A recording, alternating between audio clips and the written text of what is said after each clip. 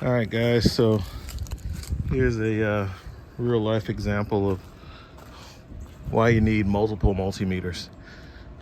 All right, so I'm chasing down an erratic intermittent issue with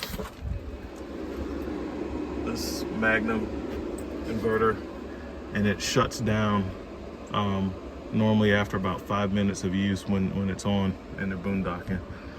And in order for me to log all the data, I basically need 1, 2, 3, 4 meters. So I have a meter at the end of the line looking at the DC voltage to measure voltage drop inside the unit where my customer is. And out here, I have a clamp meter measuring DC set on max to see the highest that the DC amps go, because something's shutting us down. It's either on the AC side or the DC side. Then I have a meter here measuring the voltage drop on the battery. So I have this one set to minimum. So I got maximum on DC amps right now, and I'm using this heater as the load, which pulls about 12 to 15 amps AC. I measured that with my amp clamp, which I'm gonna put another amp clamp up there. That's gonna be the 4th meter. Okay, and then if I need to test individual things outside of my test setup to grab my data, I need yet another meter on standby. So I'll go grab my my ideal clamp meter, because I have yet another one, and so I can keep a I want to put that one on min. I need to see the AC voltage drop, so I'm measuring maximum on DC amps to see if I have a fault there. I'm going to be measuring voltage drop at the end of the circuit using my Fluke 87, which is connected in the unit. And I want to also measure my voltage drop right at the inverter AC. Got that set to AC using a line splitter. Now I probably should, I'm probably gonna swap these out, because my Fluke can give me frequency and so this is, I need to put this guy on DC amps, so that I can take my Fluke off. All right, I'm gonna set him to max. All right, so that I could use the field sense technology and get my AC. I need to see everything. I need to see the let's see. All right, I want my amps, but I also want my voltage, so I have to hook up my I have to hook up a negative lead. So let me grab a little set up so that I can give this a ground. All right, just let you guys sit right there.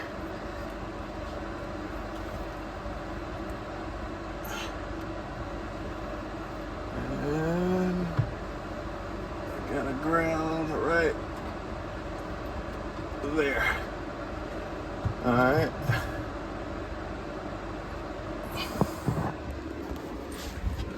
So now that I have the ground wire hooked up, I should be able to measure.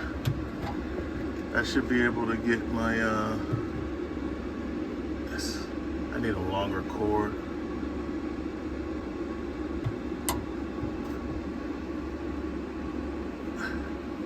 Maybe a chassis ground will work.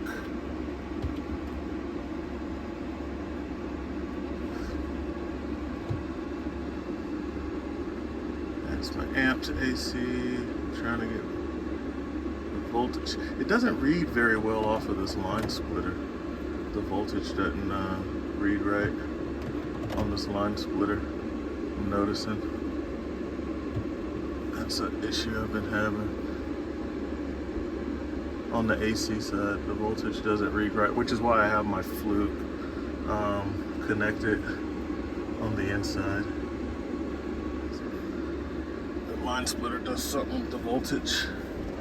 It doesn't read it right. Okay, so next stage. This is set up. I got this plugged into the plug that I use for testing with the heater. You can see the battery voltage is good. It's back up. He does have solar on here. My battery voltage testing for minimum. I want to see voltage drop if this thing cuts out. But I'm like I said, I'm pretty confident that it's something in the wiring or a device, or it could be a bad connection or something inside there or there.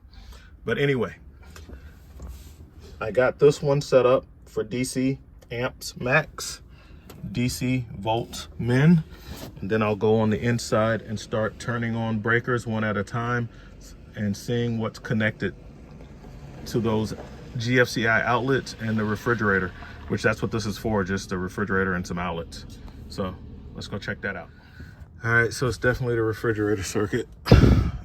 Something on the refrigerator circuit the inverter doesn't like, and it cuts out on even below 15 amps. There's something loose, bad, crossed up, or shorted in that circuit. However, the refrigerator works fine on short power, which is interesting. So this is the slide, and all the wiring from the slide comes on this one, comes through here and hits this junction box. So this is where I'll be checking for loose wires and things like that. I see the Wagos are in here, and I will be isolating the refrigerator because I do know that ground doesn't, it's in there. They use different color Romex, so I should be able to kind of follow some of this by going back to the breaker box, looking at the color of the Romex to see. But right now I'll just be doing an inspection. So here I have a piece of, I have the black Romex, I have some green, I have pink and brown. So I gotta go inside and see what colors I have. All right, so when I look at the breaker that controls the refrigerator, it's not the same color as, it's red, and when I come out here, the closest thing to red I saw was pink.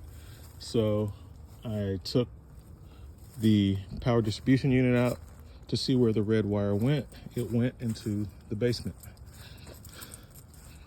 So my next task is to go into the basement. This little sliding drawer makes it a little easier. It's like a little train.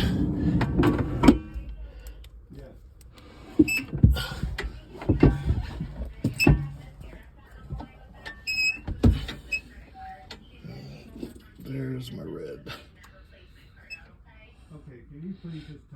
Which had the converter plugged into it, as well as the vacuum.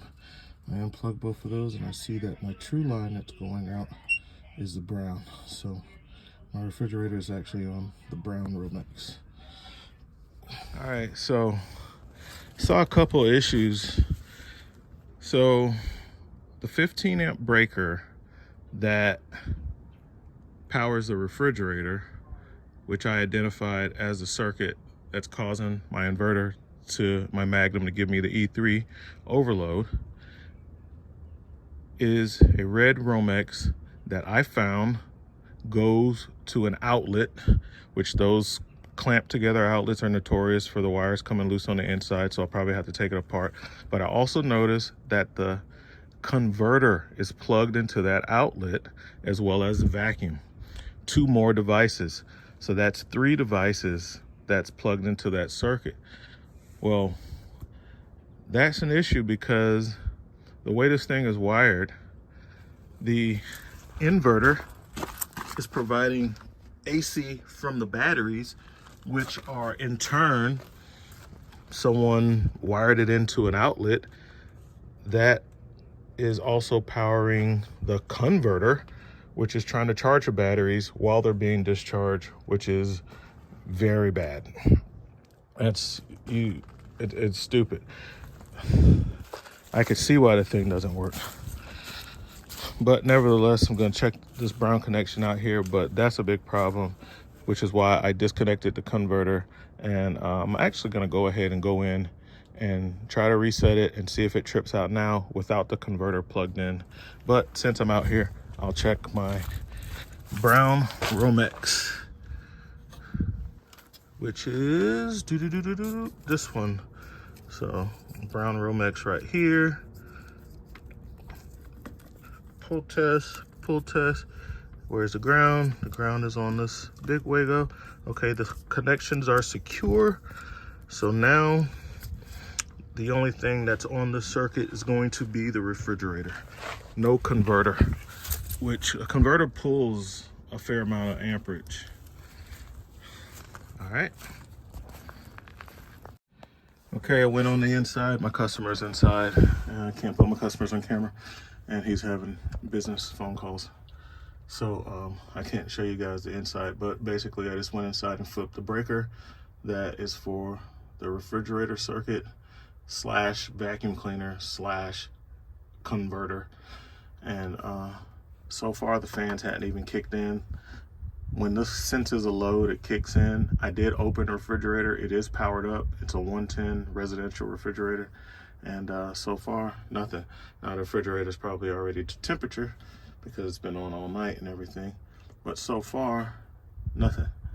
So 5 minutes is normally the longest it'll go before it trips out. And I'm thinking that has a lot to do with the converter trying to kick in, being on that same outlet. Why am I doing it like this? Because before I go through the trouble of taking the rest of the basement apart and taking apart an outlet and condemning it, I can test the existing wiring the way it is.